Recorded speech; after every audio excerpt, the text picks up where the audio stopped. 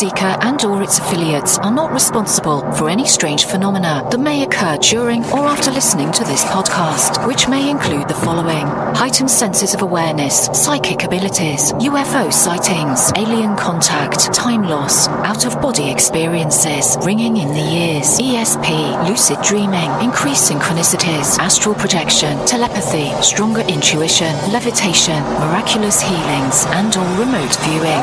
Please be advised to listen at your own discretion.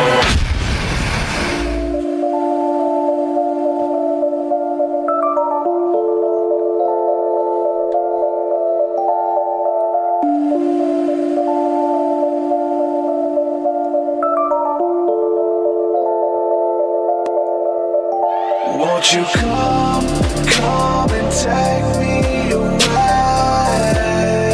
I just wanna be with you. Won't you come and take me away? To a place to walk on troubled seas, faith to stand when I don't believe. I just wanna be with you. Won't you come and take me away? I just wanna be with you. Won't you come? You are now locked into the Truth Seeker podcast. Gargoyles! Psychics! Everything's ungodly! Dark Savage! Streaming live at truthseeker.com. She's not a Christian! Give it up, y'all. Your portal to the paranormal, esoteric, and all things spiritual. She's tampering in dark sided stuff! And now, your host, Truth Seeker. Ladies and gentlemen, how's it going? This is Truth Seeker with the Truth Seeker podcast. Excited, delighted to be with you guys again today. We got an awesome show planned for you guys today, and some interesting information to get into that some stuff I've never heard of or just heard bits and pieces from other places, and we're going to be going into some of this stuff. So I always like those shows where I can go into it with intrigue myself and wanting to learn and actually ask genuine questions to try to find out. Those are always the best for me, and that's what we're doing today. So it's going to be a good show set up for you guys. Got a lot to get into, a lot I'm going to talk about. We'll talk about a lot of this after the podcast as well.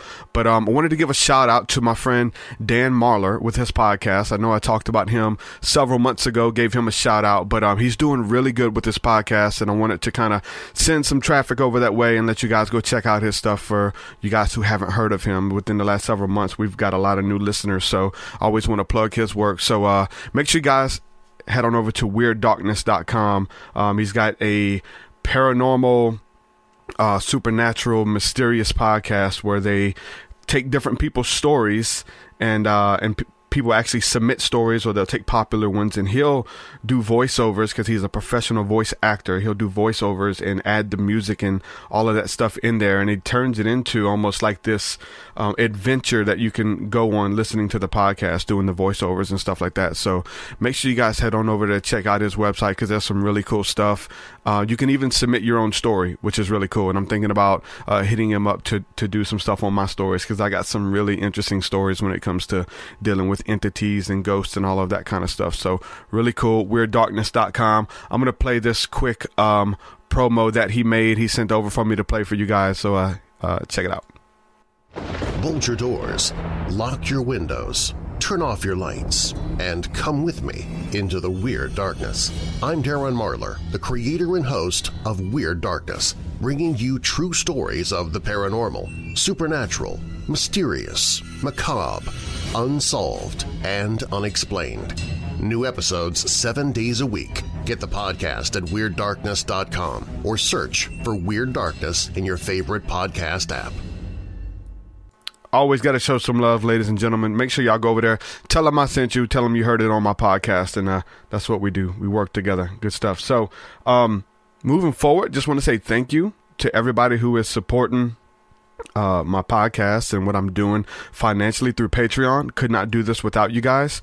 So some of the people who have been supporting the last week or so, some of the new patrons. I'm gonna give you guys a quick shout out and just say a huge thank you to everybody supporting the work, all the new subscribers, all the new listeners, everybody.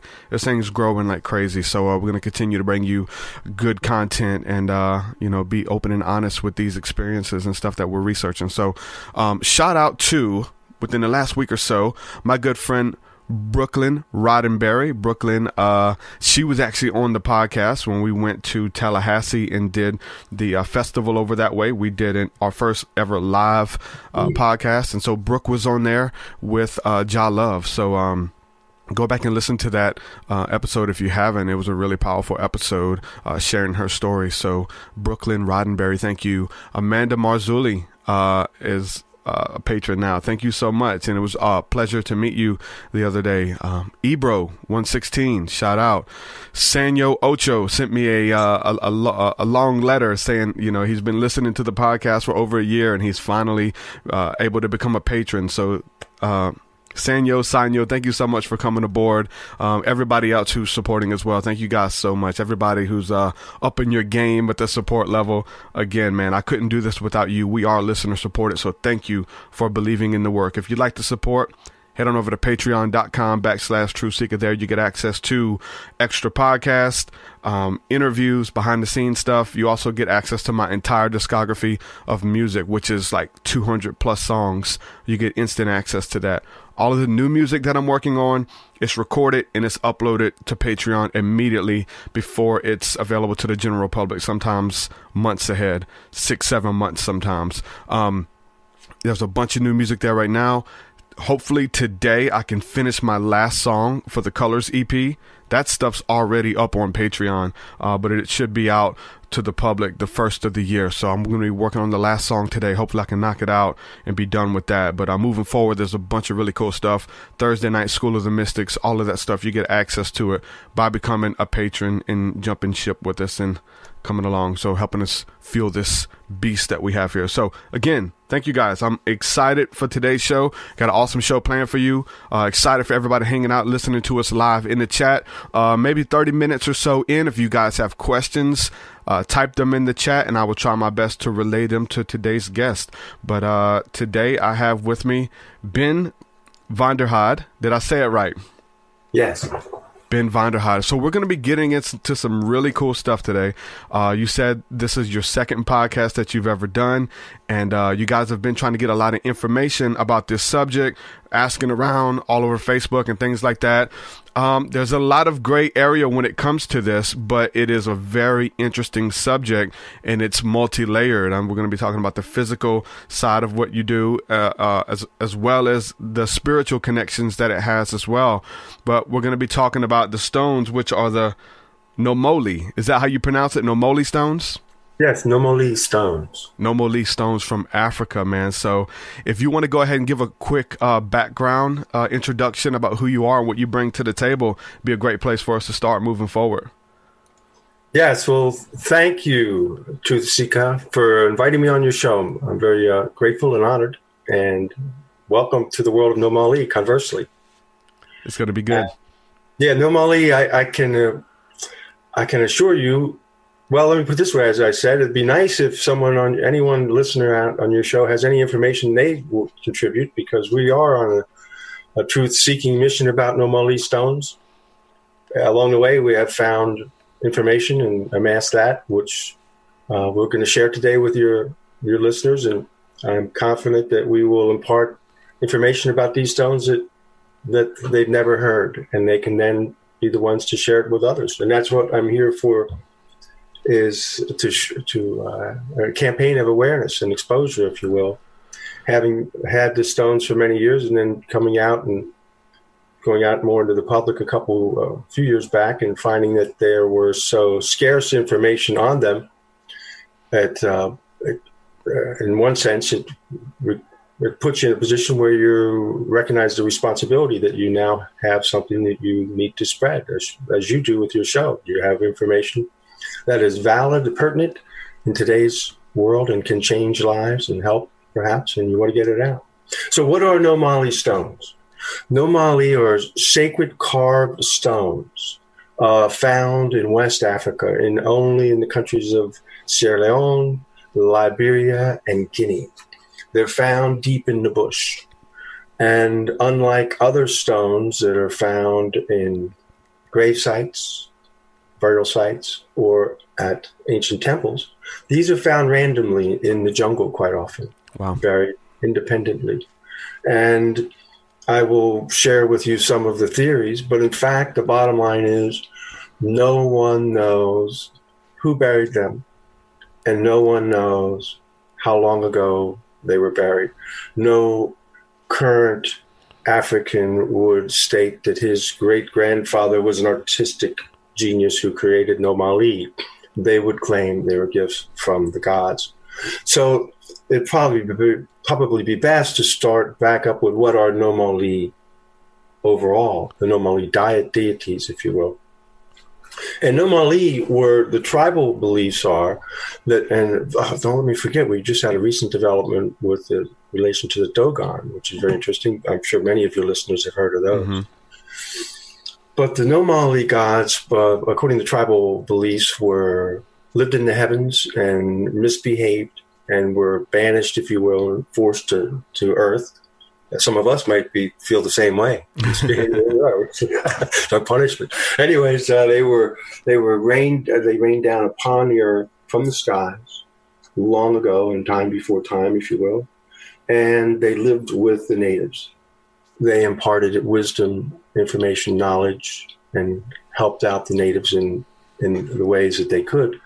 And they were said to have left these stones as tools to be used and as messengers from them to the society.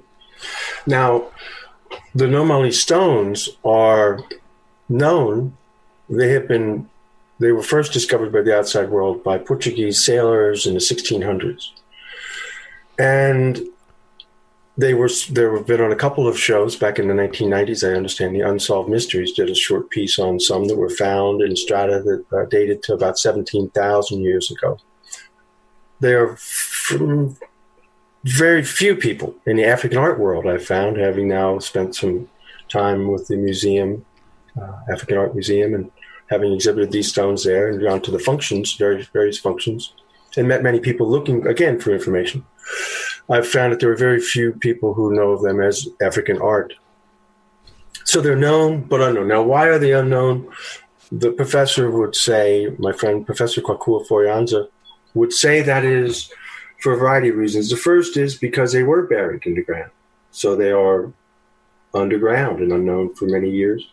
But more to the point, it is social, religious, political, scientific, these various realms, cultural reasons. And start with the religious. In those areas of West Africa, the primary religious movement has been from the Muslim and the Christian sect. Mostly your more radical of those sects would be going into have an influence on the tribal nations and to convert them. Those, both the Muslim and the Christians, when they'd find something like a Nomoli stone, if they found it was being used, they would assign automatically, not only that it was not valuable because it was not of their beliefs, but they would assign negative, evil onto it and thereby destroy it and thwart any knowledge or spreading of that word. Politically, in those countries, generally speaking, again, the leaders of the country are going to be with the predominant religious group, and that is, again, back to that same beliefs, and they will go along with those religious trends so that they can be popular if you want to succeed financially, et cetera, et cetera. Now, culturally, it's interesting. If you were to relate it to, say, the Native American culture, where there is a huge resurgence and there's always been an honor and a pride with their antiquated, their primitive beliefs and their ancient beliefs and practices. People are picking up the value of those. They use those. They go to powwows. Like myself, I've gone to powwows. Mm-hmm. in West Africa and in Africa, there's a great desire to be seen as modern. And anything primitive is not popular. It's not something they want to be identified with. Even when I've spoken with African professors at universities around the United States, they will wear the garb and they will be attached to the society in a certain regard. But when you start talking about the old beliefs, the tribal practices, they will immediately distance themselves because they feel that they, again, want to be seen as modern and civilized, and they do not want to be identified with primitive. So that has also been a factor into why they have been suppressed. I think I covered a few of the reasons here. So what are they?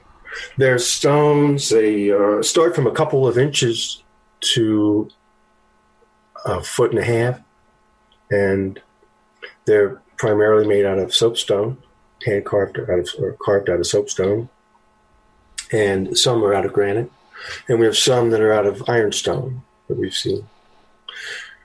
They come in various designs, if you will. You could categorize them in traditional Nomoli. A traditional Nomoli is one that I'm holding in my hand right now, would be a female fertility figure. And that one would represent the standard characteristics of a Nomoli. Their legs are always squatted, and their eyes are exaggerated because the native says that their eyes were like looking into the sun.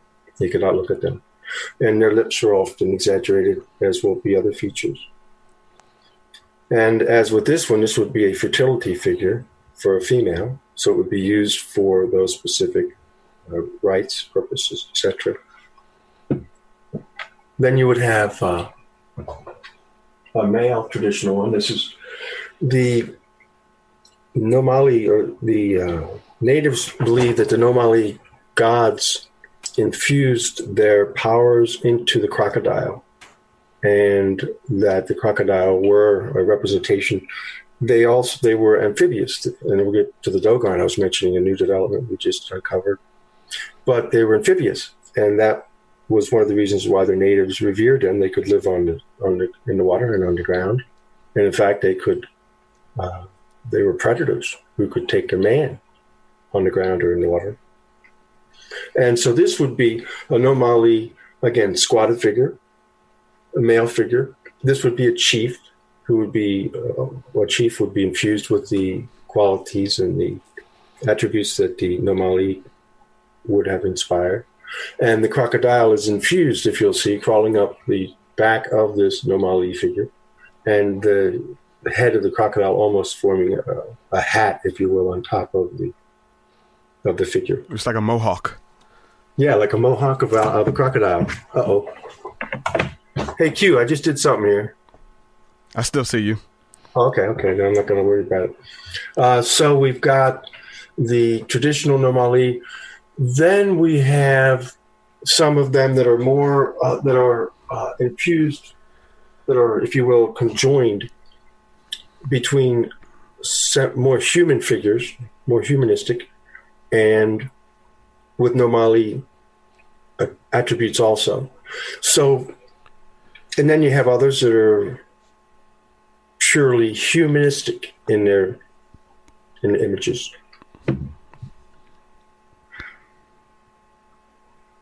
You have some. I'm not sure if you have them, but when I was doing my research on these, there were some that looked like reptilian type beings that looked like what people would say the reptilian race of aliens look like. Is that some of the ones that you have as well, or?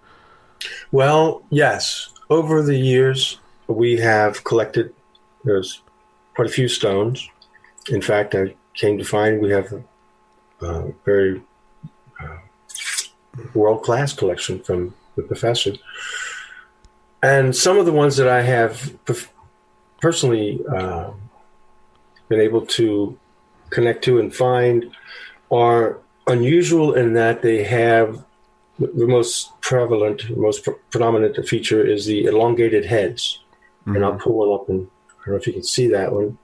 Now, this again is a chief figure because he has a staff. He is a revered figure. He does have the shortened legs of a Nomoli, not completely, but relatively.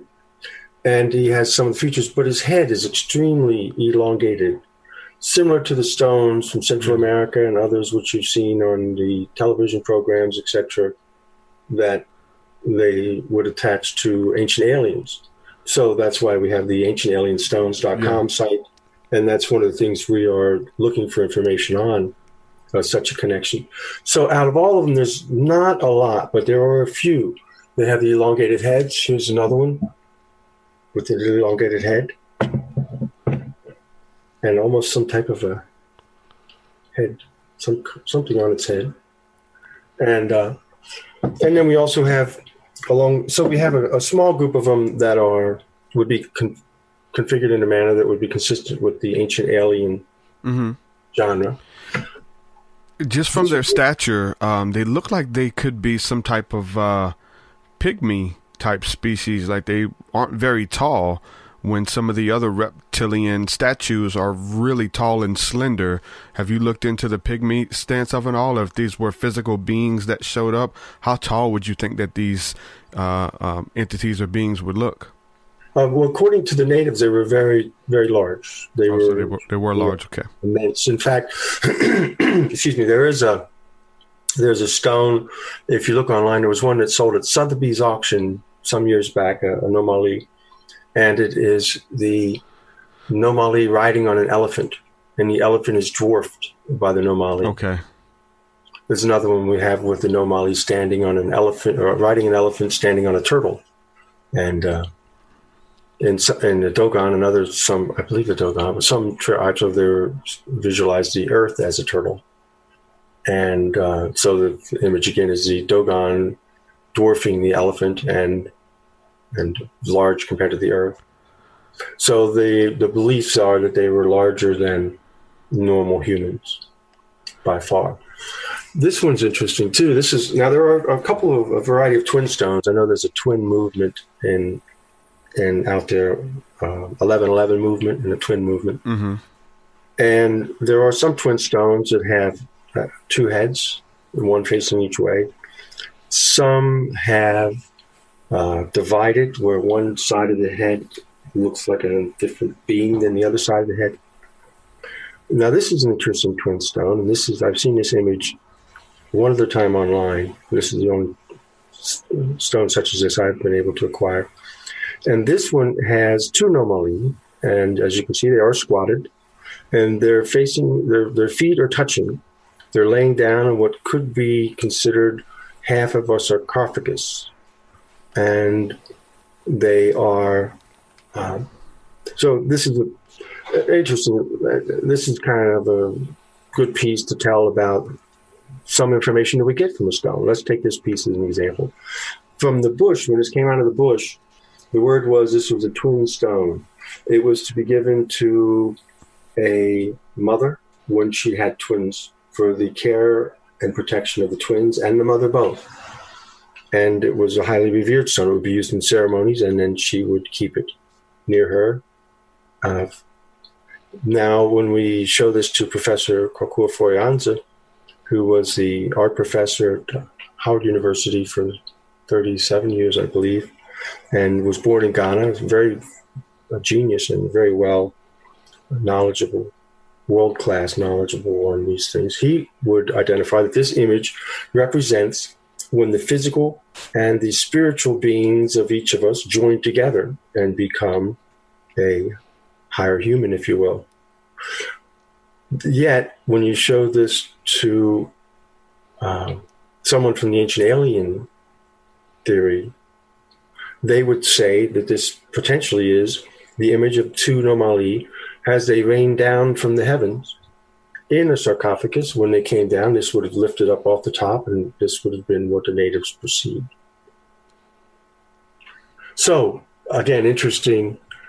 Then we will also show them to and hand them to stone whisperers, if you will, who can hear the messages inside the stones, and that's something I wanted to talk about as well, because one of the really intriguing things about these stones is the connection to something spiritual. And you said you went to a event at MUFON where a lady talked about being healed from one of the stones. I listened to some of the presentations on the website where another lady at the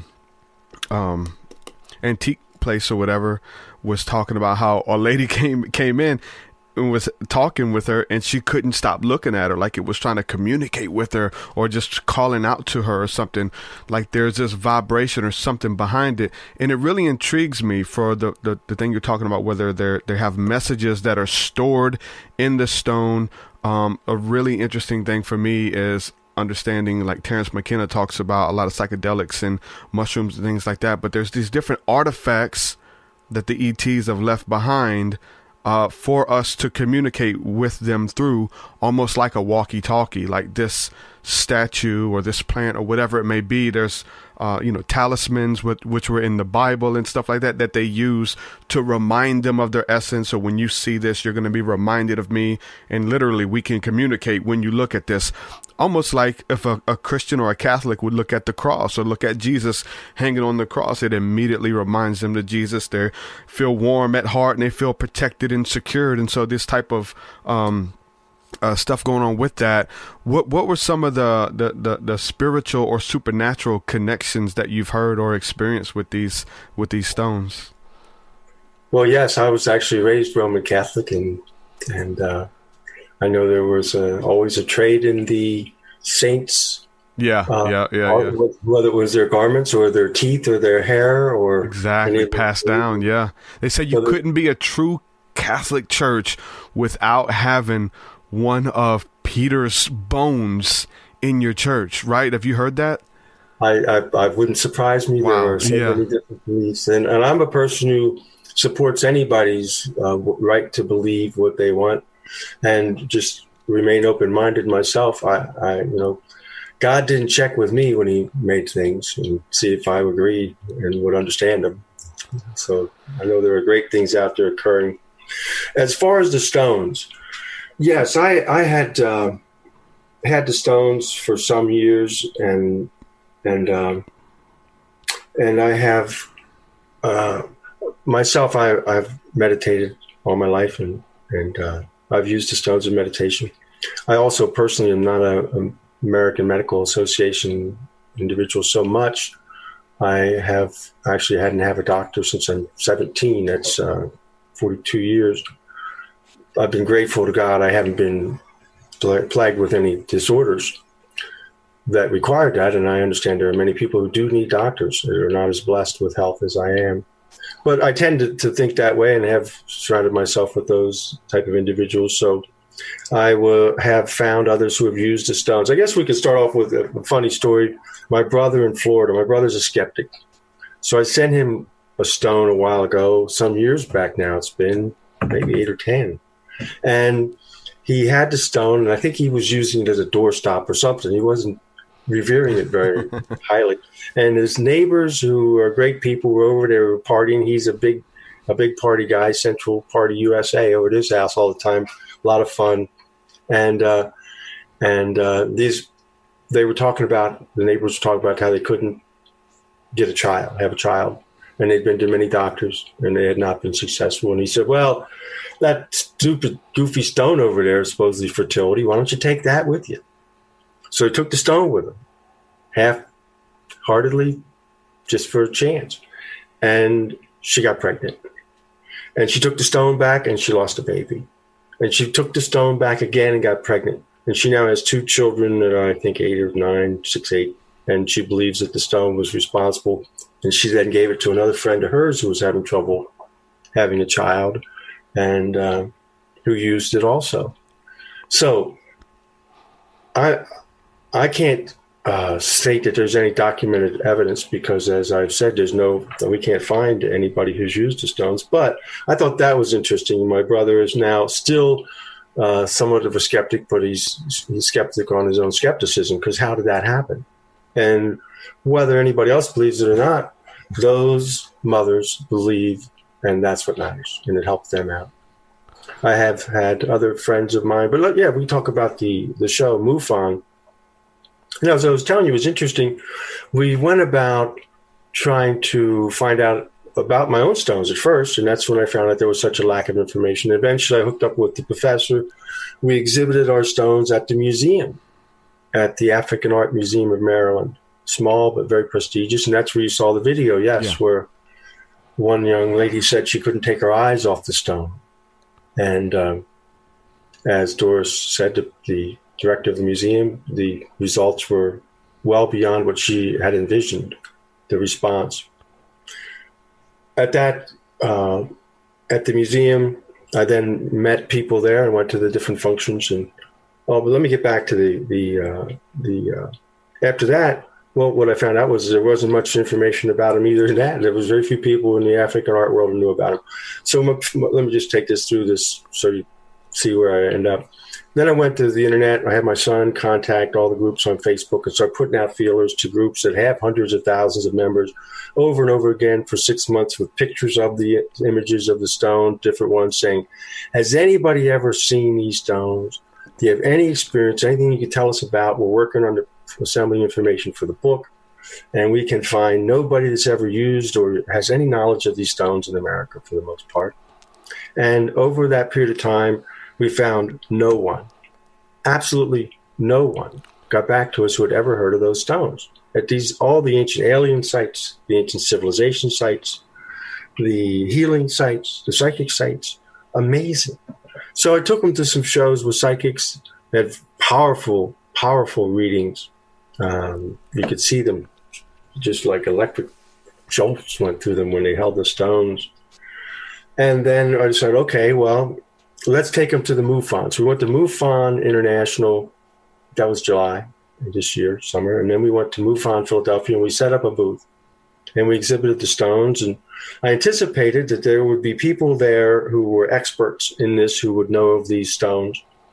And again, we found that with one exception, and I'll go explain that in a minute, there was only, with one exception, not one person who these people have spent their whole lives studying ancient alien theories, and they know the stones from all the other places. Not one person had ever heard of Nomoli stones, with the exception of Bill Burns, neat guy. Actually, we ended up driving him home that night after the show. Very nice guy. He's the gentleman who started the show UFO Hunters. He was the keynote speaker.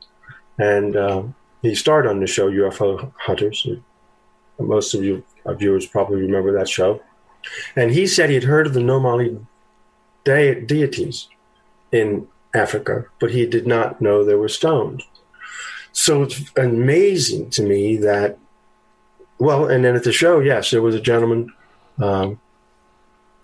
He came through, and him and his sister and his friend, who was a healer, and they picked up one of the stones. They said, "Can we touch this stone and try the stone?" And it was the twin stone here that I had. And they took it and they sat down in some chairs, and it was just striking. You could just feel something going on over there. And when he first came, this gentleman, when he first showed up, he was just kind of not alert. He apparently had been having great neurological issues. And he was essentially being led, for the most part, by his sister. And he didn't seem to recognize all that much of just didn't seem to be real alert, I would say. That was the word. Nice guy, very friendly, but just not alert. Didn't seem like he was fully there. And after that occurred, when he came back, he seemed like he had just been woken up. And he said he had experienced a phenomenal healing. They all three had tears in their eyes. And yes, it was quite impressive. He called me a few days later and said he had felt a shock, as if he had been lit up again while he was sleeping, and had visualized that stone in his own home. At the same event, there was a woman who was on a motorized cart, and she came up and she got about 6 feet away from one of the stones, and she stopped, and she started crying, and she said, She couldn't come any closer right now. And she came back later and she did a reading on one of the stones and thanked us for bringing the stones and said we're doing great work. Wow. They are having a impact on people in different types of ways, right? So I haven't asked you yet, and I wanted to ask you, and other people are asking in the chat, how did you acquire these stones? How did you get your hands on them? And they're also for sale. You have some for sale on the website. How much does something like this go for, and how do you get your hands on them? Well, the story of how I acquired them will take a minute, so let me first answer the first question. The stones, Nomoli stones, are generally speaking, if you look in the auctions, you'll see they're 6 to 12,000 is probably an average price for some Nomolis. Ours stay in line with that, although their value is somewhat higher because they were museum exhibited. I don't think, as far as I can find, that you can find any museum exhibited authenticated Nomoli available for sale other than these. And we want to put them in people's hands to have this impact. Instead of them sitting in museums, we want to see, as you know, our friend Jeff the Shaman in Florida acquired a stone, and it told him it wanted him to use it on all his healings, and he's used it on all his healings. One of his clients acquired another one. And okay, back to the price. I mean, we have some traditional Nomolis that are only a few thousand. Again, between 6 and 12 is the average. We've got the larger ones, which are considerably more expensive. And, of course, the ones that have the ancient alien heads and those type of images, they are very unique, and so they'd be at the top of that range. As far as how to acquire them, you can contact me on the website, and we do have some of them. And we're interested also in tracking them after we put them out there so that we can get more information for the book and the documentary, which I believe is inevitable at this point in time, because that's the way these things are more revealed in today's world. But a book is going to be a nice start. We're going to use these also in the book, this collection. And we're going to start off with a coffee table book, if you will, which is the pictures is the predominant thing that we'll track. And we will have information. And then, of course, we'll go back over to Africa and do some further research before we do a complete book, knowing now that there isn't a book that covers this subject matter. How I acquired the stones is an interesting story, too.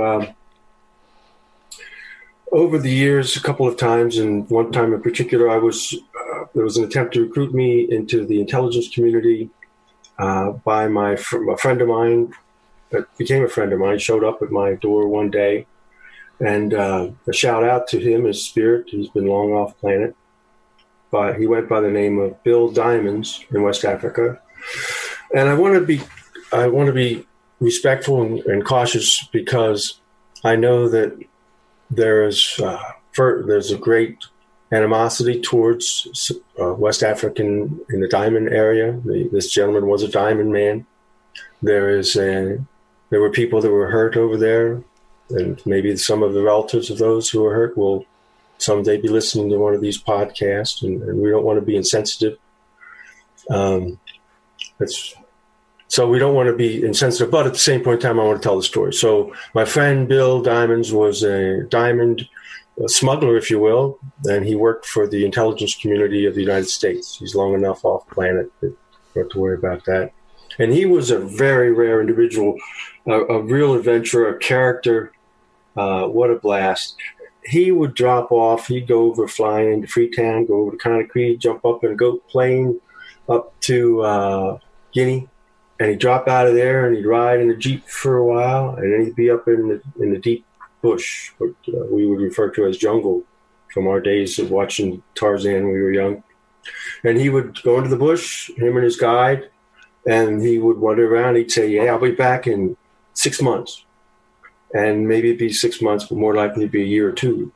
And he'd come out of the bottom of the jungle with diamonds and information. So Bill recruited me, and then at the same point in time, another individual recruited me to get involved in Nigeria. I got very limited involvement. I was not the right guy for that. I'm not dubious enough. again, I understand both sides. I understand that our government wants to be knowledgeable and needs to protect us. On the other hand, I'm not always sure that our government is doing the right things here. My own investigative reporting has proven that often we're not doing the right thing here, and I'm not sure we do them over there. And I felt I'd get in and I'd probably fall in love with the people and end up fighting against the government. And I think my government would leave me alone. Or I think the United States government I could not count on them when I was in deep bush. But anyway, for 1,000 reasons. The point is that I was not inclined in the long run to pursue that. But I was inclined and always have been inclined and interested in spiritual and healing and religious of all nature, facts and experiences. Mm-hmm. I have always been open, and I've meditated and worshipped and sang with everything from Native Americans to Hindus to Christians and to the Jewish. I have no reservations. So I had asked that my interest was more the spiritual and those areas. And when I began to collect some of the items from him, I have some masks. You'll see wooden masks also on the site, and a couple of swords. But I asked him not to give me any more swords because I just don't like them. It's just what they represent. The energy's not what I'm looking for. And so I took an interest in the Nomoli and acquired all that were available, that were authentic and that were powerful over the many years, thinking that there must be many other people out there doing the same thing. But certainly my friend had access to and connections to the chiefs deep in the bush that other people would not have. Now, they would get them because of a couple of reasons. One, that we think of the bush in Africa as scarcely or sparsely populated, I think is the term we're looking for. We remember, again, the Tarzan show where there'd be a tribe with maybe 50, Well, there's hundreds of thousands of people living out there. There's quite a great world going on out there.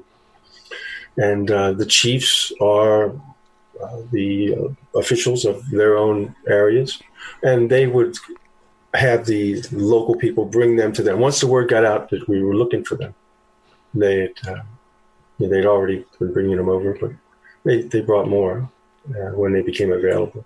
They also have become more available because, again, of the Muslim primarily, but the Christian. Over some periods of time, they would use both. They'd use the Nomoli at the ceremonies, and they'd celebrate the Muslim events too, to placate and to be connected to the money flow, the political powers. But as time proceeded, the Muslim power got less and less tolerant, and eventually pushed these out. Yeah, to where they are protected now because they will be destroyed if they are found. Yeah, there's a ton of videos of some of the Islamic sects and stuff going into ancient temples and just destroying everything. I mean, there's videos of them taking hammers and mallets and bats in there and just tearing everything up. Any type of statue and ancient relic that is contrary to their narrative, they're going to try to destroy it. I mean, even when, like, some of the earlier stuff, there's some good documentaries out there that cover this. When it was the Secret Space documentary. There was a whole, I think Chris Everett put that out years ago. There's several of them, but when we went into Baghdad and things like that, showed the U.S. government tanks just running through these, temples and buildings with ancient relics in them, just crushing everything. And it's really weird whenever someone, even in biblical times, when a nation gets conquered, the first thing they do is they go to all of their holy relics and gods or whatever, and they try to destroy everything so that there's no more memory of it here on the earth. And so that's what the U.S. has been doing. That's what the Islamic nations have been doing, and trying to, to push their agenda and their narrative. So years later, we don't understand what's what anymore. We don't know what the Library of Alexandria had. We don't know what the Sphinx actually looked like, and some of the other things that are there that have been destroyed over the years and stuff. So it's very interesting that that's happening, and it's really cool that you guys have them in the museum as well there. So I wanted to ask you, as far as doing your research, have you studied the work of Graham Hancock at all? I'm not familiar with that name. Wow. Definitely look up Graham Hancock. He's a researcher, philosopher, lecturer when it comes to this stuff with, ancient temples and stuff like that. A lot of big stuff on, I think it's Göbekli Tepe that was in Turkey that they found. Are you familiar with that temple? Yes. They found with these huge statues of these reptilian type angelic figures, mixed into the temples and stuff. Some really interesting stuff that was just recently found, I want to say within 10 years ago, so very interesting. Check out Graham Hancock's work. What about this name, Credo Mutwa? Have you checked out his work? No, he's from Africa as well, and definitely check out the work of Credo Mutwa. David Icke has like a 6-hour interview with him, and he's from Africa. He has all of these little alien statues, and he has all of these crazy stories where he talks about the Dogon. He talks about communicating with these ETs and these different rituals and stuff that they would perform, and they would give out statues and relics and stuff, and they would have to do crazy, like really deep, makes the Masonic initiations look like a cakewalk type, rituals and stuff. So Credo Mutwa is definitely, you got to check him out, especially researching the stuff from Africa as well. Very interesting. But it's something about, the space people that came here that there's like a resurgence on it. This stuff is blowing up. We see Ancient Aliens. And so you can put out a show, and if it, people are going to watch it, but there's something when it just takes over and people, they're basing their religion off of it. They're changing their religion. They're changing their information. Their narratives are changing, going back to the Sumerian tablets and just some of the other ancient cultures that predate some of the stuff that we've been told and stuff. So the Ancient Alien thing is really cool because, all of these different tribes, and you're talking about Native American, we're talking about the Indian tribes from, the tribes from India as well, Christian lore, like Muslim, they all talk about these gods that came down to teach mankind and to change the DNA and, these different things. So every religion and every tribe on the face of the earth talks about the so-called Anunnaki type beings that, the Zulu nations as well, that talk about those from heaven who came to earth to deal with mankind. So Christian narratives are most likely going to paint the fallen angel picture. It's going to be kind of weird to kind of, try to speak to some of them about it.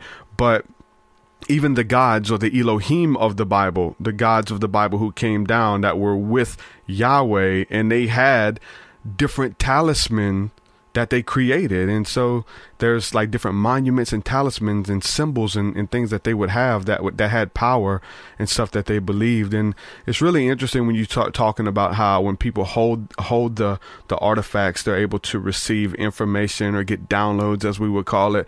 I have some friends who are in Hawaii who actually dig up really big chunks of crystal out of the earth, and they call them Lumerian crystals, and it's talk about how these crystals are holding memories. And so, like you're saying, if you meditate with these relics, with these pieces that come out of the earth, you're able to tap into some type of higher frequency, and they have memory to them, and it's very interesting to really talk about the spiritual aspect behind these. Well, yeah, and then it makes me think of Rebecca also. Rebecca recently bought acquired a stone. Rebecca Kamen is her name. And Rebecca's, she's a professor. She has lived with indigenous tribes for decades and is a lecturer, speaks around the world right now. I think she's in Singapore. She speaks specifically on where science meets art and the effect of indigenous tribes upon where science meets art, which is interesting. She also happens to be in a group of professors joined between a number of universities in the United States, studying what are called nanoparticles. These ghost particles that they've only recently discovered. Specifically, she's in the study of neutrinos. And the theory is perhaps these neutrinos, they come from the sun, and these ghost particles pass through everything. They're so small, and that's why they couldn't register and identify them. There are some who believe this is the mechanism whereby we are receiving messages or receiving enlightenment. And I went down to New Hope, Pennsylvania for a few hours and set up the stones. And at the end of that day, she came in. It was her birthday. She was 68 or so, I forget. Anyway, she looked at the stone, and you knew right away. You could tell by the way she held it and what happened to her when she held it. She acquired the stone, and she feels that stone, it has a little tablet on the front of it. It's one of the ones that's on the website. And we'd always called it the tablet. It's just a nickname for it. We'd have to name them.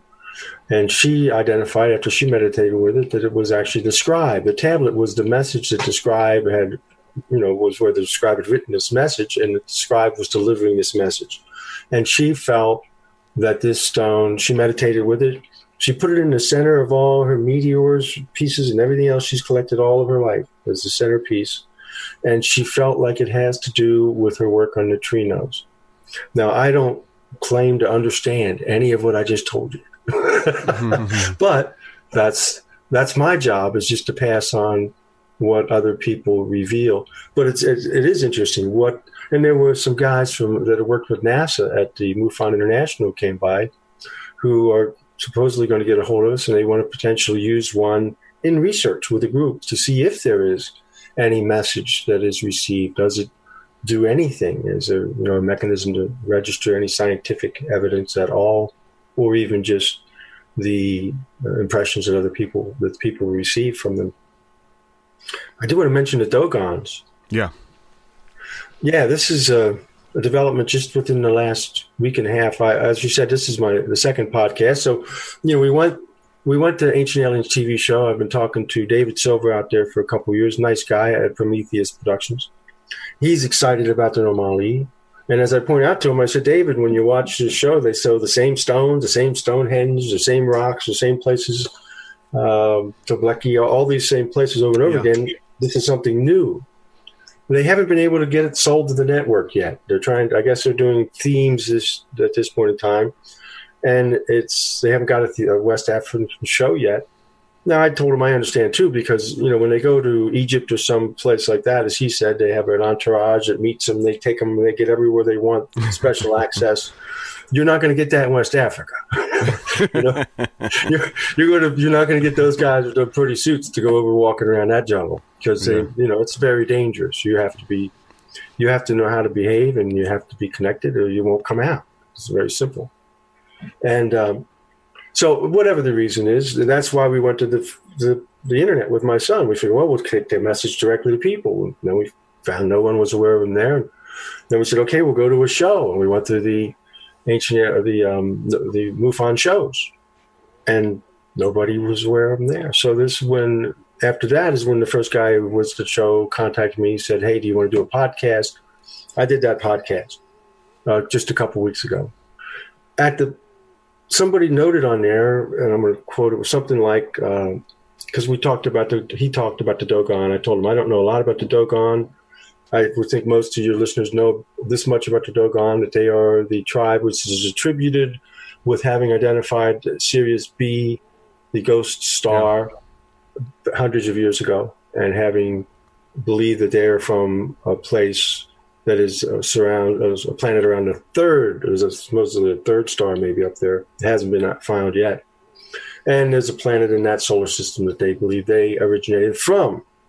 Well, the Dogon, after he said that, or when we mentioned that, then one of his viewers, like your guys right now, posted and said, the Dogon were visited by the Nomo, a fish-like being. And I said, well, that doesn't mean anything to me. That doesn't sound like anything. These aren't fish-like beings, so I don't know if that relates. But I looked it up online, and I found that that's the looks like the more accurate translation is that they were visited by amphibious being. Well, that makes a little more sense because Nomoli are often, as I showed you the one, have that crocodile on their back, and they are, as you said, some of them have the image that looks somewhat reptilian with him. So that started making sense. And then I said, well, wait a minute.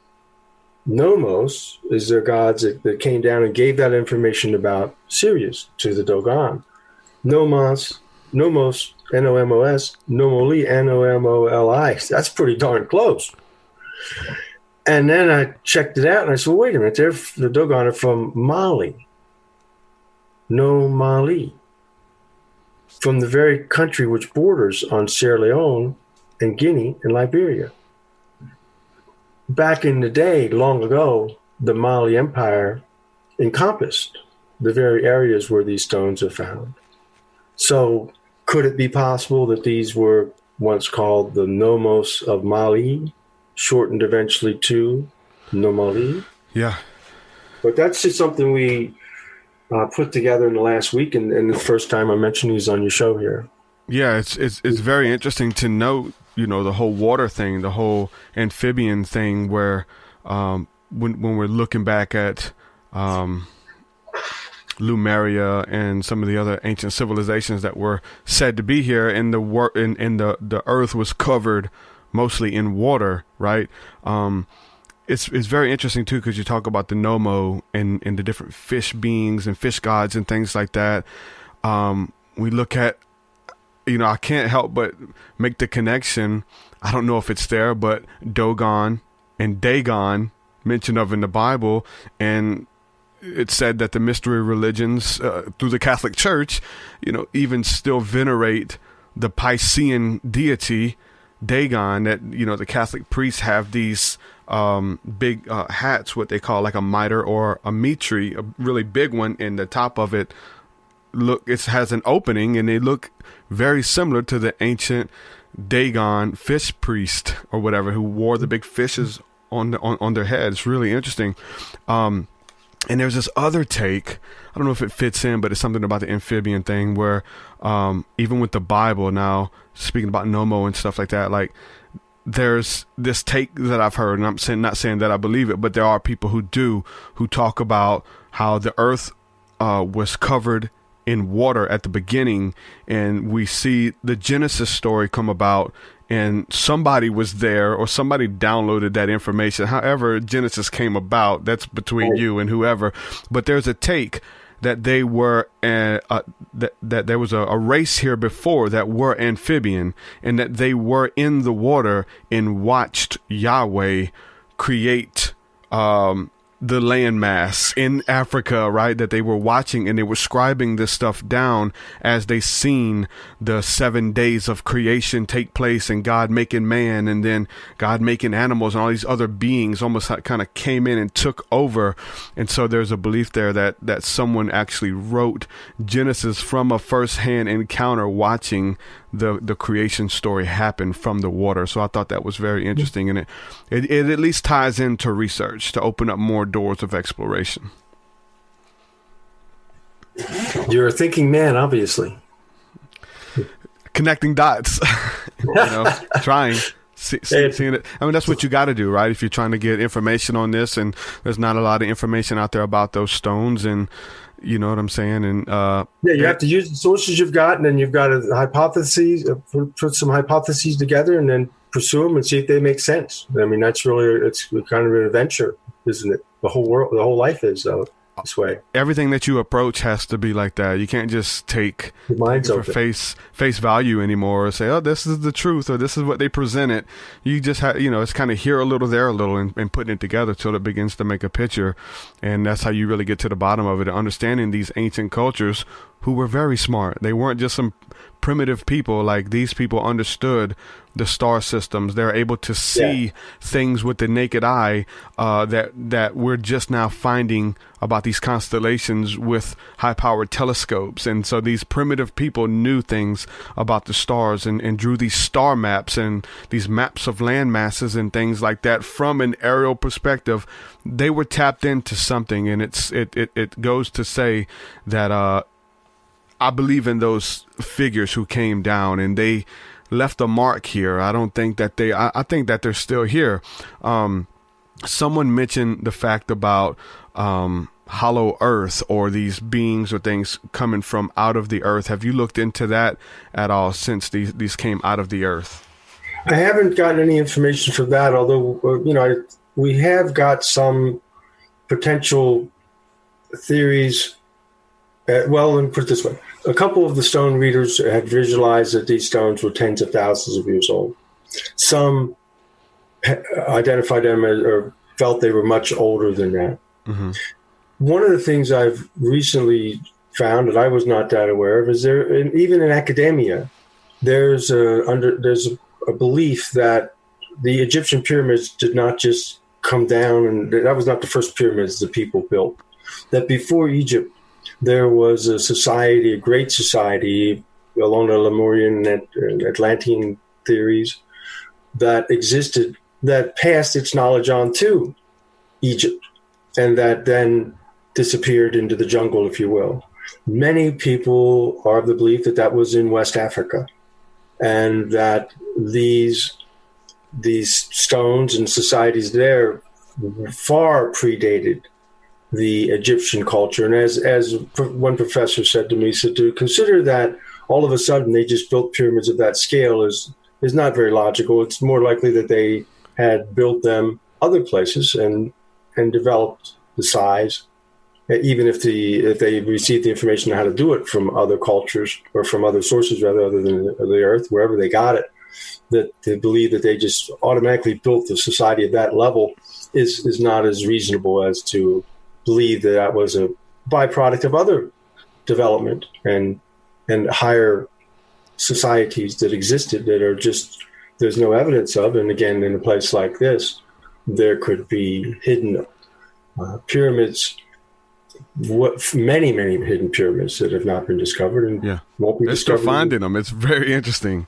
We think we got it all figured out. We know everything, but then they find a civilization underwater. They find a civilization under another one that used to be there, and there's these statues of the gods and things like that. Well, and they have identified, my understanding is, from what my limited research is recently, is that they have identified, they claim that Dogon are descendants of the ancient Egyptians. Mm-hmm. I'm not sure, could it be the other way around? Yeah. I don't know if they can identify that, could they say that the Egyptians are descendants of the ancient Dogons? But even the fact that they're saying now that the Dogons are connected to the Egyptians certainly opens up a whole other theories, or a whole other group of potentials of what could have been occurring in those empires long ago in West Africa. It's long covered over by growth. I wanted to ask you this. This is a question from Allie. She wanted to know, have the stones been examined or tested? Someone else wants to know, have they been carbon dated as well? Examine for that. She also brings up the question, have the stones been x-rayed? And maybe there's a link, maybe not, but this always, for those listening who want to do further exploration, the interesting thing about an x-ray would be the fact that in India, the yogis, some of them who have ascended, right, they were spending time in meditation and have become petrified or almost turned into some type of stone-like figure. But when you x-ray it, there's a man inside of there who left that form behind through meditation, and you have this almost statue left of what used to be a yogi who has left his body and ascended, and it's in a petrified state and even shrunken even. So that's an interesting question when it comes to being x-rayed as well. Well, let me the simple, quick answer on the carbon dating. Carbon dating cannot be done on stone. Carbon dating has to be done on organic material. So when they carbon date a stone, what they do is they dig the strata around the stone.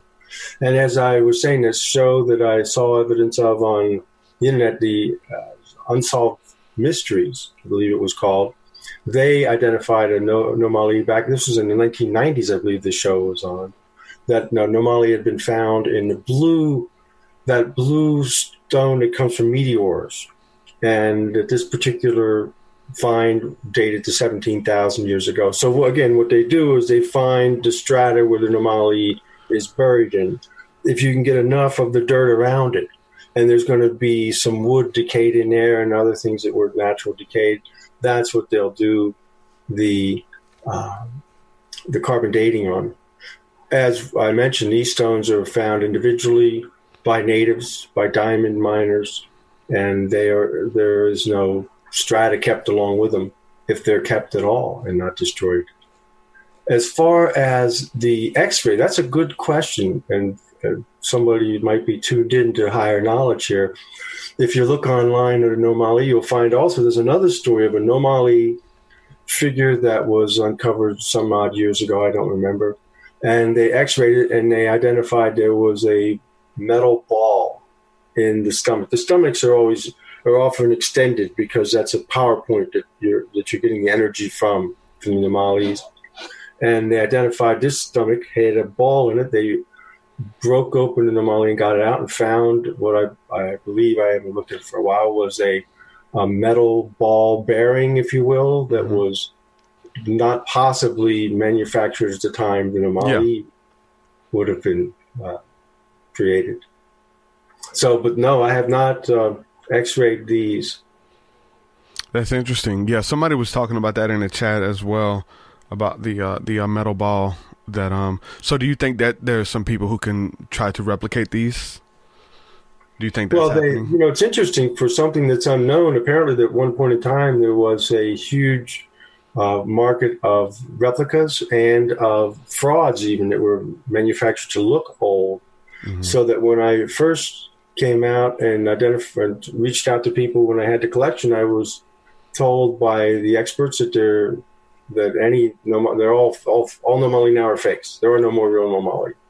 And so that's when I found an expert professor, and I took the collection down to him and put him out on the table and said, you tell me.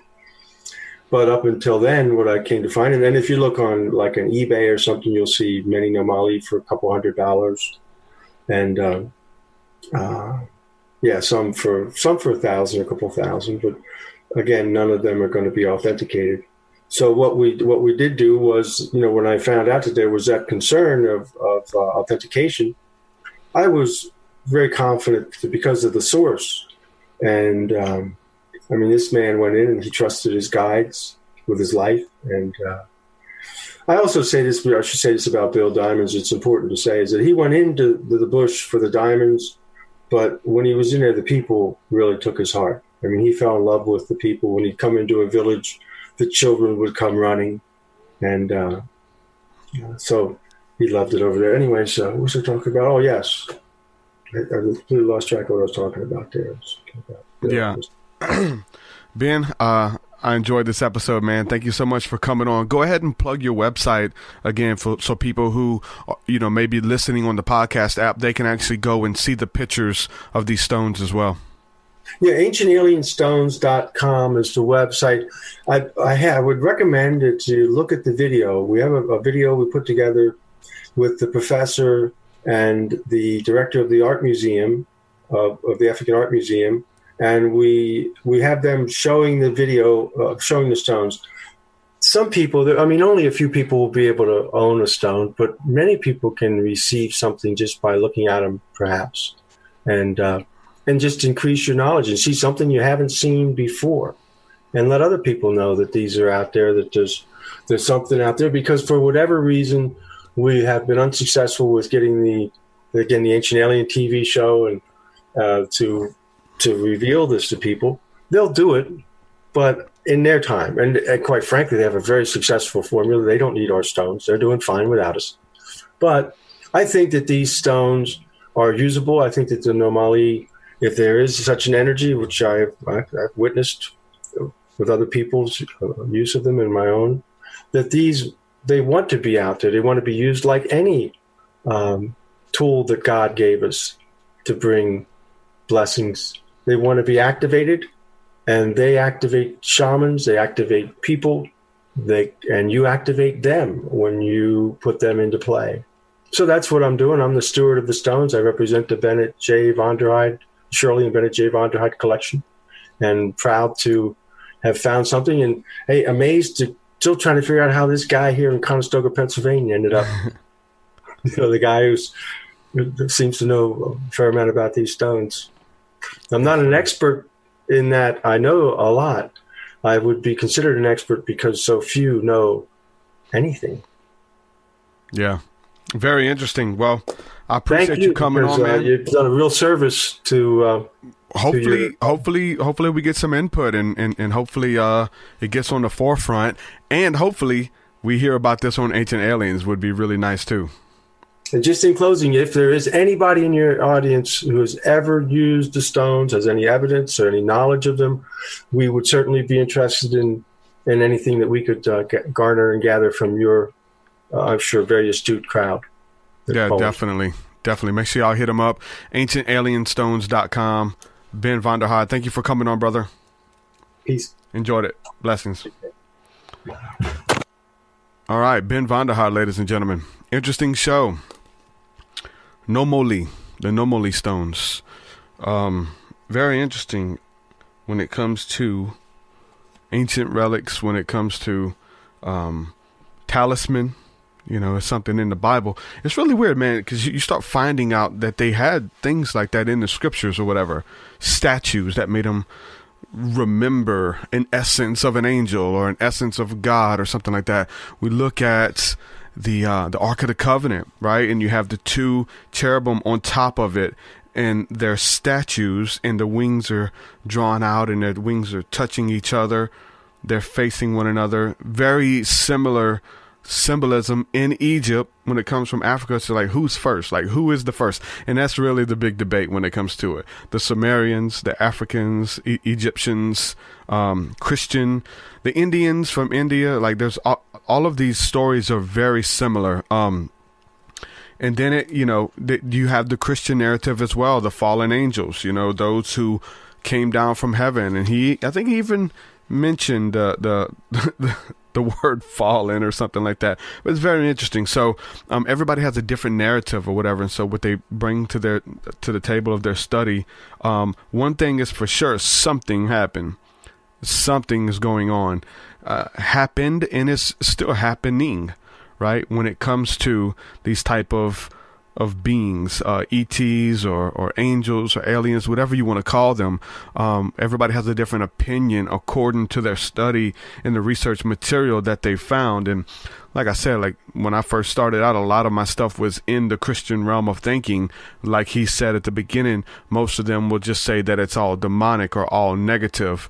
There are quotes in the Old Testament where they would take over a nation, and they would do that. They would destroy all the idols, they would smash them all and things like that. So are the, Christian missionaries, doing the right thing when they go in there and they tear everything up, or, the U.S. Army when we go into other nations and we destroy all of their ancient relics, and then there's no more remembrance of them on the face of the earth. Are these the other gods that existed who came here to cause confusion and ruckus?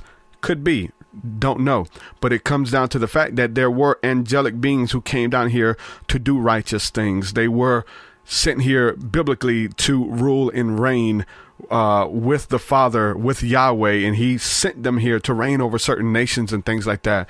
Maybe these are relics that they left behind. Who knows? So one thing about it, it does pour a little bit of fuel on the fire of the exploration that something happened. I don't think that it's an outside invading force that's going to do harm to humans, or these type of aliens or whatever you want to call it. They've been here the whole time. They've been watching over us. If they wanted to destroy us, they could have done it at any moment, especially when we were behind on technology. Now we have the tools to fight back, and we talked about this many times, but there's different videos of laser beams being shot from Earth towards these weird craft in the heavenlies, in outer space. So we're shooting down these things, and I've received the information as well that you don't have a lot of sightings when you're trying to will them to happen, because if they show up, they'll get shot down. So there's a lot less sightings going on right now. I don't know if there's a certain time whenever time is right, or there's less stuff going on. But that's why there's a lot less sightings. And wouldn't that suck if you were to perform a CE5 and make contact and a craft shows up or an angel shows up and freaking the government shoots it down while you're watching it? Wouldn't that be crazy? It was your fault. Like, there'd probably be judgment on you for doing that. It's just this is just things that kind of pop through my mind, and I've throughout my studying and through my own personal experiences, there's been times that, look, we can't show up. I also often believe that cloud seeding and some of the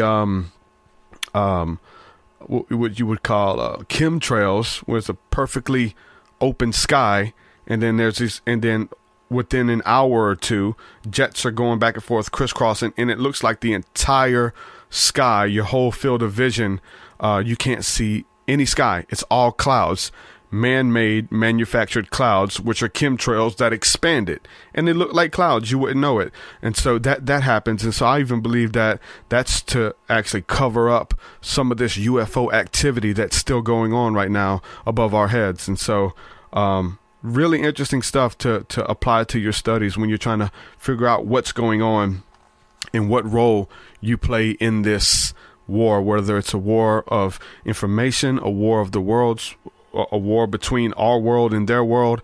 Again, I think the bad guys are here. I think the bad guys are tearing up the planet here, feeding us chemicals, feeding us fake food, feeding us wood chips and plastic rice and all of these things. The government and the FDA and all of the stuff that they promote this stuff. There's a freaking McDonald's and, Burger King on every corner, even in the hoods, even in the ghetto. There'll be a Church's Chicken there. There'll be a liquor store there.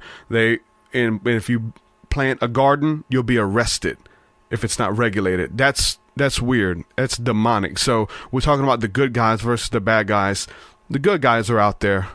They're watching over us. The bad guys are here ruling. Who are they? Did they come down from another star system, from another constellation? Is it the Anunnaki here who have created mankind to be a slave race? I don't know. I do know that the elite use your energy, your time, your blood, your sweat, your tears to be the fuel for this machine that they're running. That is definitely true. So when it comes down to who are the good guys and who are the bad guys, everything's out there. Free energy. I mean, just independent people researching, putting things out there about magnetic propulsion, how to make objects lighter. Like, there's so much stuff out there that's proven, and these people eventually end up getting taken out. We could do away with fossil fuel. We can do away with the fuel industry, with the gas and all of that kind of stuff, and just use free energy. But they don't want to. They'd rather destroy the earth because they're making billions off of that. And there's large companies, all of them, man. This what runs the world. It's the oil industry. That's demonic. Those are evil people who know that there's a safe alternative, but for the love of money, they would rather tear up the earth that they've been entrusted with. They'd rather tear it up than move to something more better that's better for our health, better for the health of the planet, those things. That's demonic. I really believe that. And time is short. It's not gonna last forever. I really believe that. So all of these things about the gods who came down, they're coming back. They're coming back. Whether you want to say it's Christ and the angelic armies, which I kind of have grown up with that narrative, and I'm more upon that, Christ and the angelic armies. Whether you want to say they're ships coming back, or they're actual light beings and angelic armies that are coming, which the Bible calls the host of heaven, are going to come back. The stars are going to fall, and the two kingdoms can't coexist. So good and evil can't dwell together at the same time. And so that's why all of this stuff's happening right now. And so there's an uprising even within the people, even within the consciousness of the people who want something better. We look at projects like the Venus Project, which they have all of this stuff mapped out, be easy to implement. They're trying to, but there's a suppression of information. There's a suppression now of independent media that if you talk about this stuff, you'll be deplatformed, you'll be demonetized, all of these things. very tricky industry that we're in right now. And but we're living in very interesting times. And so I think that those who are for us are greater than those who are against us. And in the end, we're going to see it all. It's all going to bubble up and come to the top eventually. So heat rises. Let's see. I'm going to jump in here to some of these questions right quick in the chat or some of these comments. Renee Ruiz says, not to mention under the Vatican, all of the stuff that they have. Yeah. Kenny says, I keep picturing Indiana Jones in the Temple of Doom or Cypress Hill in the Temple of Boom. Oh, so you're talking about, you keep picturing the crystal skulls. That's a whole nother subject. Those crystal skulls, and those are like real artifacts, supposedly, right? There's a whole bunch of stuff out there when it comes to those crystal skulls that were found. So we got another question here or comment from Jesus Christ Superstar, who says, it's Anunnaki. I am a psychic and an astral traveler. I've seen many things over the last 2 years. I've seen the Greys. All sex. All sex? Every single one of them? Wow. It's awesome, man. Yeah, that's the beauty of it, is that you can be the experiencer. Like you can do the knowledge, you can get the information for yourself through meditation, through prayer, through stargazing, through research, all of this stuff, and just reading all of the ancient manuscripts that are left, even the stuff that was taken out of the Bible that were in there at some point, but they said, no, take it out. When you go back to find why they took it out, is because it points back to some of these type of gods that were being worshipped in the ancient times, and it would kind of show some of these rituals and things that were passed down through paganry, which is still adored by the Catholic Church. Like they still carry the mystery school practices, and not to say that it's all bad or anything like that, but it's still being practiced today on the earth, which is very interesting. That's one thing I do like about the charismatic Christian church, is that they still practice some of these ancient things and they don't even know it. I think it's beautiful. You know what I'm saying? They practice trance state. They practice speaking in tongues. They practice healing. They practice channeling the voice of God, the voice of heaven, the voice of the Holy Spirit, the voice of Jesus. Like they practice all of these ancient things that the majority of Christianity has given up on. I really appreciate that aspect of the Christian church. And but then on the other hand, the Catholic Church is still practicing some of the ancient rituals and things that were practiced back in the day. Like I said, there's a book out there for those of you who want to go down that path. And usually it's a really weird path when you start out on. A lot of us have been down it and we're coming back off of it. But you find out everything's pagan. But when you find out, it blows your mind. Your Christmas, your Easter, all of this stuff comes from paganry, comes from Egypt, comes from Babylon, comes from Mesopotamia, Persia, you know what I'm saying? The Canaanites, all of these other religious practices that we've borrowed from and stolen from. The Jews did it, the Hebrews did it, the Christians did it, the Catholics did it. They're all doing it. There's nothing new under the sun, nothing ritual, nothing new. So when you start studying that, it can blow your head off. You're like, oh, you look at all this ancient symbolism that's still being practiced today. It's on the dollar bill. It's in the Vatican. It's in Washington. It's everywhere. All of this symbolism, they all see an eye or whatever. And you start freaking out about it. You start seeing that you've been lied to, and, you know, your churches are in with these people and this kind of stuff. So it can lead you down a weird road at first, but I'll say don't panic. Like, don't fret. It's not all bad, right? When you first get woke, you start seeing this stuff everywhere. You start seeing it in the way that they build their architecture, even us here. And there's I think it's a women and children's hospital in Mobile. There's like all of this ancient Egyptian paintings and murals all over the wall. You go in there, you're like, what is this? You're like taken back in time to ancient Egypt by looking at all of these gods and symbolism on the wall of the hospital. Very interesting stuff, man, when it comes to understanding where everything came from. So, but I said all that to say that if you want to research that, the origins of the Catholic Church, the origins of our Christianity as we know it today, there's a book out there by the name of The Two Babylons by Alexandra Hyssop. It's a very interesting book. There are some pictures in it when it comes to some of the old pictures and diagrams of, the Dagon priest, and then side by side with the Catholic priest, and they show you all the ancient stuff.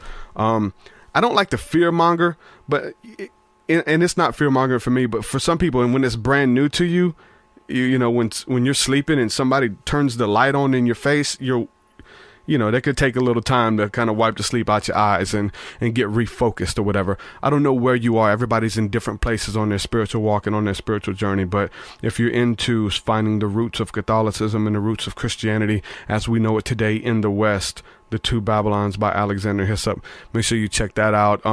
You can also check that out and listen to free audiobooks by using my promo code. I have a promo link in the description so that you can get a free audiobook at audible.com. So head on over to audibletrial.com/truthseeker, audibletrial.com/truthseeker. So there's some really cool books that you can get, man, and they give us a kickback too. So I don't know if that book's available, but two books that I highly recommend are The Final Quest by Rick Joyner, as well as The Alchemist by Paulo Coelho. So those are two life-changing books. Shout out to Kenny. I got him that book for his birthday, and he's in chat. Kenny, have you read that, man? Let me know. Have you started it? It's a really good book, man. Change your life.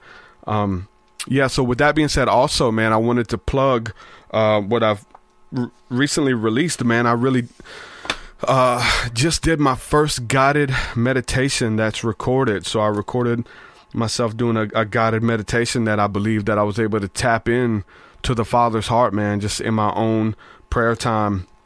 I was led to write this meditation and hear from the heart of God that what he would say to people, and to put that into a meditation and create an encounter and an experience that's highly produced. I hired voice actors and their sound effects, and it takes you on a tour through ancient Israel, through the tabernacle of Moses, into the Holy of Holies, and into the throne room of God. And so there's this experience that I've created so that it's fully immersive. Most of the people who have already purchased it, who have already given me a review, most of them come back in tears and experience something very profound. So I want to make sure that you guys check that out. You can go to truthseeker.com.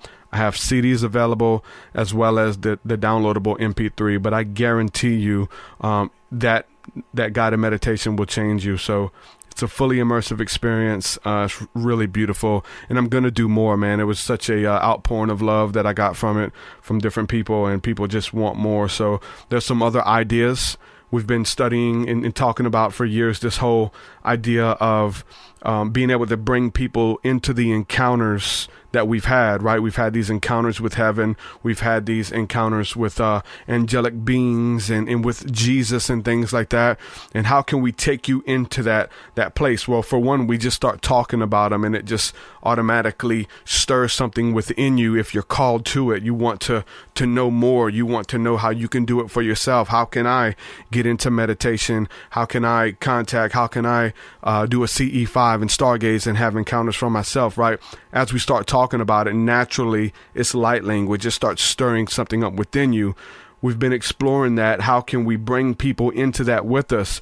And I definitely do it through my music, as I put a lot of that stuff within my audio. And it just ignites people and takes them on their own spiritual journey themselves through the music. It's powerful. But even so more, like with the meditation, it is like it is a fully immersive experience and journey that takes you down through there.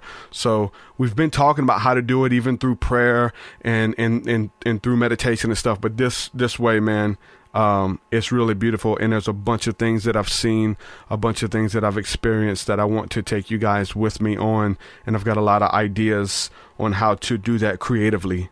Trust me, it's really good. So you can listen to a snippet on YouTube or on the website as well, truthseeker.com. You can check out a snippet of the guided meditation. It's about 17 minutes long. And have your own experience, your own encounter, and make sure you let me know what happens when you do it, man. I'm hearing I'll need to start saving all of these testimonies and stuff. They're not submitting them on the website. They're emailing me back and they're hitting me up through Messenger and stuff. But everybody has said, man, that they've just had these explosive encounters. And so it's going forth doing what I knew that it would do. It's so powerful that, like, I feel like I'm a conduit, right? Like, I didn't make it up. I feel like I channeled the Father's heart, if you want to say that. And as I was writing it, it's powerful. It's overwhelming, man. It's intuitive writing where the Holy Spirit said, tell him this. Tell him I love him. I'll never leave him. And it's just like, obviously, some things I know, but it's like, you have to articulate it and find out which part. Tell them that they've been here and they've been struggling, but the struggle has not in vain. And it's just receiving it, man. It is a beautiful encounter to be a conduit of that energy, man. And as I was recording it, I tear up. As I go back and listen to it, I was reading it for friends, and I don't want to be like overly sensitive or overly emotional, but I'm trying to read it and like I'm holding back tears and trying to act like a man, trying to read it to my wife. Okay, hey, how's this sound? And I'm reading it and I'm just like, she's like, oh wow.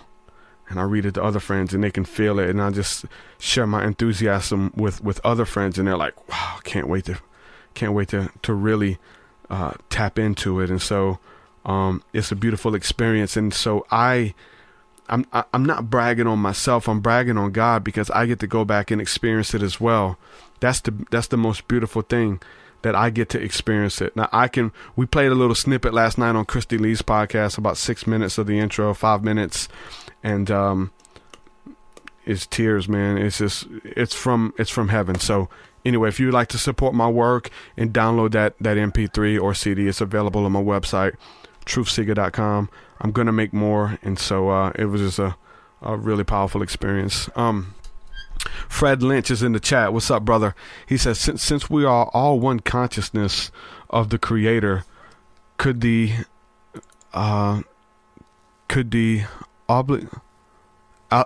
oligarchies, I'm trying to, it's really small text, oligarchies be the lesser of ourselves, acting up because they are being revealed and cleansed, just like acne is cleansed from the skin? I'm not sure. I know I probably read that wrong. And he also says, I saw the God in meditation. That's a dope idea. Definitely getting that, bro. Oh, definitely. Renee's asking for the link. You could just go to truthseeker.com and it'll come up. It'll say Truth Seeker's first guided meditation. That link will take you directly to the MP3 download. Let's see.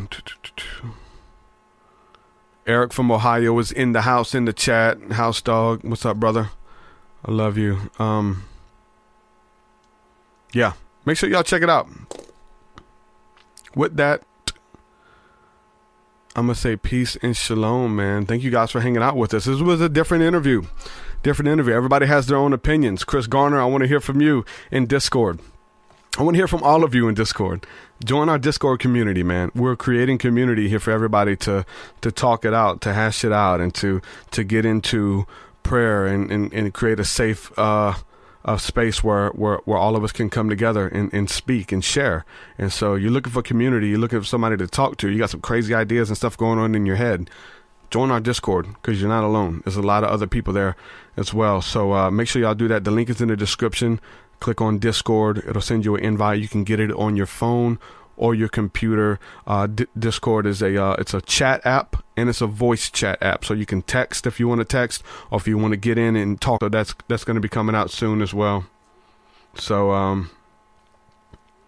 we're gonna I don't know if we're streaming or not. The internet's jacked up. But anyway, that's the end of the show. Love you guys. Patreon.com/TruthSeeker if you want to support my work. Peace.